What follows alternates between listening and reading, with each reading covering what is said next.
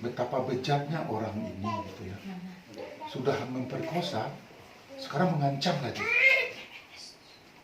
Mengancam dengan macam-macam kata-kata.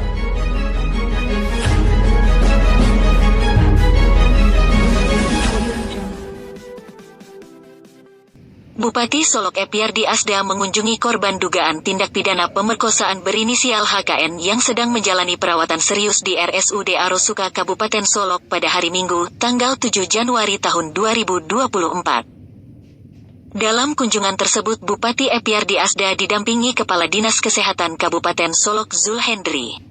Sementara di RSUD Arosuka, korban HKN didampingi oleh penasehat hukumnya Putri Deyesi Rizky dan Eita Susanti dari kantor pengacara Inspirit Advocates, Legal Consultants and Procurement Consultant. Pada kunjungannya itu, Bupati Epyardi Asda memberikan dorongan semangat kepada korban HKN yang masih terbaring di ranjang tempat tidur rumah sakit. Epyardi Asda meminta pihak rumah sakit agar ketenangan pasien HKN agar betul-betul diperhatikan, karena jiwanya saat ini dalam kondisi terguncang. Bupati Epyardi Asda juga menyampaikan rasa prihatinnya atas peristiwa yang menimpa HKN. Kepada pihak keluarga korban, Bupati Epyardi Asda meminta untuk tetap tabah menerima musibah ini.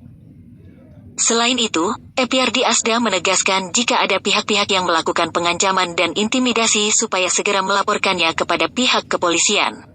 Bupati Epyardi Asda juga mengatakan bahwa kasus ini adalah murni tindak pidana, dan tidak ada sangkut pautnya dengan politik. Kalau bisa, untuk ketenangan pasien, karena ada lagi trauma, kasih ruangan yang sendiri ya. Karena beliau ini dalam keadaan trauma ya. Jangan sampai ada yang lain-lain kebisingan yang ini. Dan juga saya melihat di medsos ini hari ini itu terlalu banyak simpang siur berita ini ya. Dan sebagaimana yang saya dapat info baik dari ibu pengacara, dari keluarganya, saya merasa prihatin sekali gitu. Seolah-olah ini adalah unsur politik gitu. Padahal ini adalah murni kejahatan ya.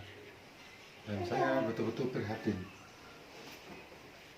Untuk itu saya minta Pak Bu Penny, Bu Dokter, tolong diperhatikan. Dan Satpam ya, tolong jaga. Jangan sampai ada orang yang datang untuk mengintimidasi.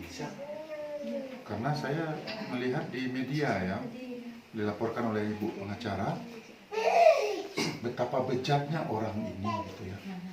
Sudah memperkosa, sekarang mengancam lagi. Mengancam dengan macam-macam kata-kata. Dan seolah-olah ini dibuat skenario-nya. Saya mengimbau ya kepada orang yang memperkosa ini, tolong buka hati nuranimu.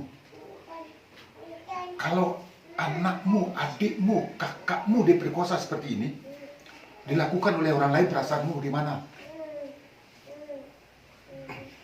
Dan saya mengimbau sebagai bupati, saya datang gini, tanggung jawab saya sebagai bupati.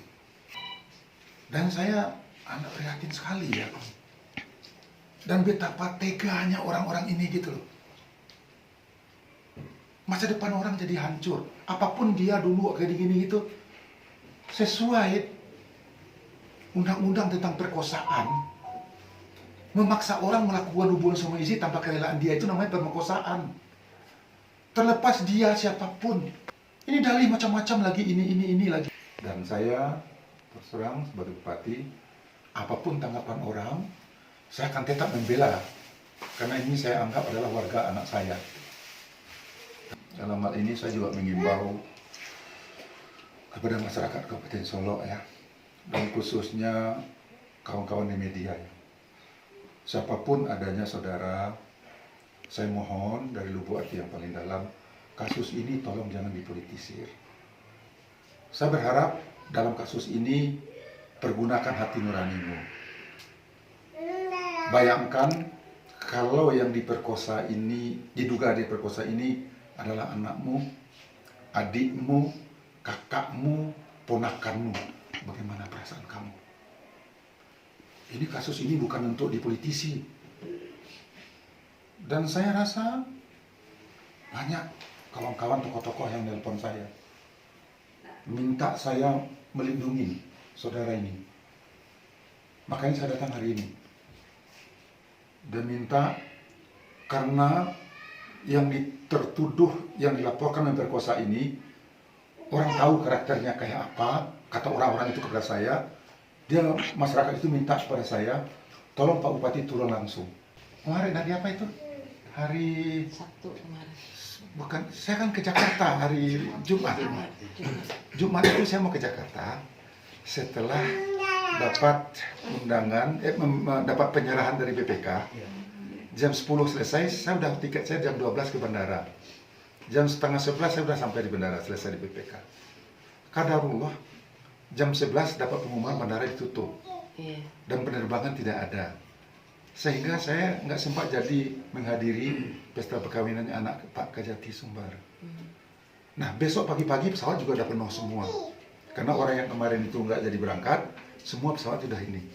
Saya hanya tersedia pesawat jam 10, setengah 10. Sehingga sedangkan undangan mereka jam 10. Berarti nggak ada gunanya saya berangkat. Dan kalau saya nggak jadi berangkat, saya nggak tahu siapa yang bisa membantu beliau ini kemarin. Dan ini prosesnya saya dapat tahu, saya terus terang saja ya, dari aparat hukum yang ngasih tahu ke saya melalui Babin Tipmas ya, bahwa ada warga Pak Bupati yang sekarang keadaan trauma dan menurut mereka anak ini perlu pertolongan, dan menurut mereka keluarganya, orang tua ini semua itu diancam. Saya sebagai bupati merasa terpanggil dan bertanggung jawab, dan perlu saya tekankan, itulah gunanya saya maju jadi bupati ini, karena saya ada untuk rakyat saya. Terserah orang menganggap politik-politik itu, tapi saya yakinkan kepada semua orang, selagi saya jadi bupati, kalau ada rakyat saya yang tertindas, ada rakyat saya yang susah, saya pasti ada untuk mereka. Sebagaimana yang saya umumkan, kami mendata semua orang yang miskin itu, kami akan bantu dengan pribadi atau dengan Pemda. Apalagi ini menghancurkan masa depan anak gadis kita. Tentu saya tegaskan, saya akan pasti membela orang ini. Apapun tanggapan orang politik, saya nggak peduli. Dan saya akan tuntaskan kasus ini.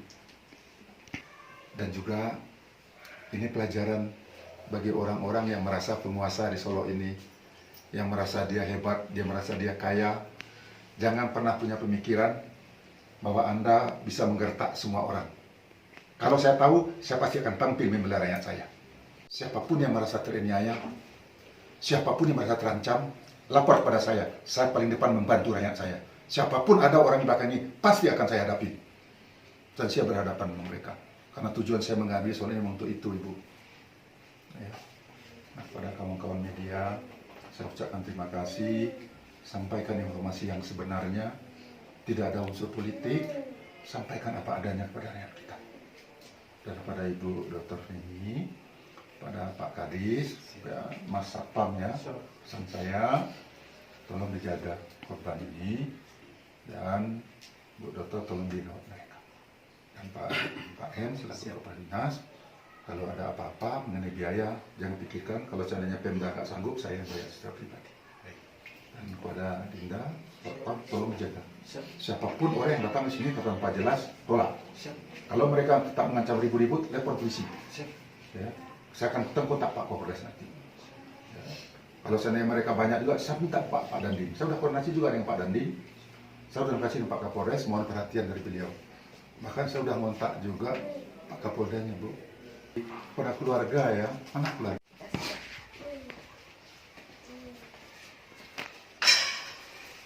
Infusnya tinggal setek. Nah, Ya nanti diurusin semua ya. Iya. Ibu nggak usah takut, Bu. Saya ada, Bu, insya Allah. Ya. Dan kepada kakaknya, tolong dibantu ya. Karena ini menyangkut masa depan nanti kita. Sabar, tenang. Dan saya masih mendengar ada yang masih gertak-gertak ya. Nggak usah dihiraukan. sabar saja, jawab saja, saya serahkan pada Allah. Saya memang orang miskin, saya rakyat bawah, Bapak memang pejabat, tapi masih ada yang berkuasa, itu Allah. Allah tidak tidur. Allah mau mendengar, Allah mau melihat. Doa orang teraniaya, insya Allah pasti akan terjadi. Dan saya mendengar malah di isu-isu politik-politikan lagi katanya, ya. Bahkan dia mengaku ini untuk menjebak katanya. Saya sedih sekali ya kawan-kawan ya. Lagi untuk menjebak minta duit katanya. Ini orang yang memang miskin ya. Tapi jangan dimanfaatkan kemiskinan orang untuk arogansi Anda gitu. Yakinlah semuanya, saya ada di sini. Saya akan tuntaskan kasus ini. Kami juga dari tim pengacara mengucapkan terima kasih banyak sama Bapak atas perhatiannya, sangat di luar dugaan seorang kepala daerah memperhatikan masyarakatnya seperti ini.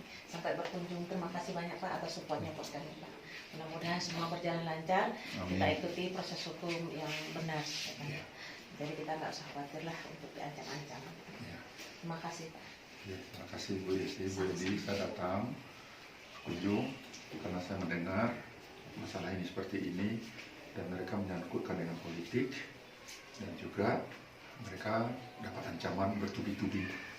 Ada yang mengaku tim sukses, ada yang mengaku ini, dan nanti semua kepada wartawan screenshot itu Bu pengacara Ya, Pak. laporkan kepada kepolisian. Siap Pak.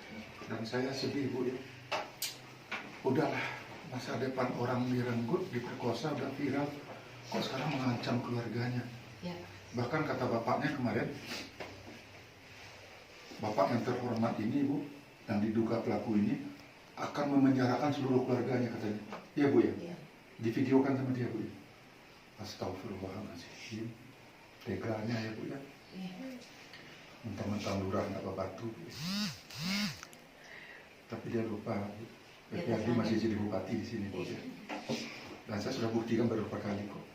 Saya ada untuk rakyat saya. Hari ini saya tegaskan, saya akan pasti bela saya. Amin. Nggak usah khawatir.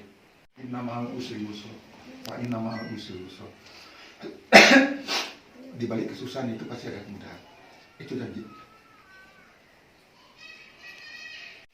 Bu, kalau perlu apa, lapor ke Ibu pengacara. Ya, terima Bu kasih pengacara banyak lapor Pak. ke saya ya. Terima kasih ya, Pak.